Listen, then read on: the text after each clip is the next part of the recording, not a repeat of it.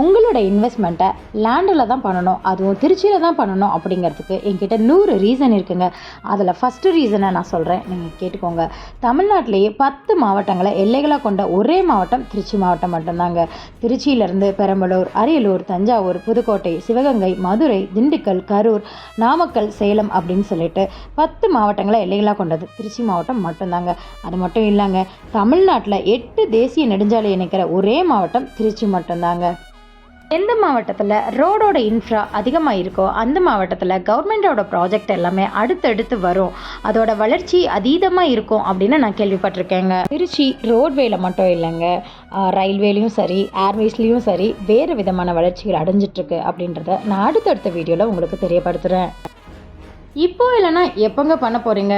நீங்கள் யோசிச்சுருக்க ஒவ்வொரு நொடியும் வேஸ்ட் பண்ணிகிட்ருக்கீங்க அப்படிங்கிறத மறந்துடாதீங்க. சரி, ஓகே, நம்ம இதை பற்றி யார்கிட்ட கேட்குறது, எங்கே வாங்குறது, என்ன பண்ணுறது அப்படின்னு யோசனையாக இருக்கீங்களா? அதுக்கு தான் நாங்கள் இருக்கோம். ஸ்க்ரீனில் தெரியுற நம்பருக்கு கால் பண்ணுங்கள், உங்களை நான் கைட் பண்ணுறேன். தேங்க்யூ.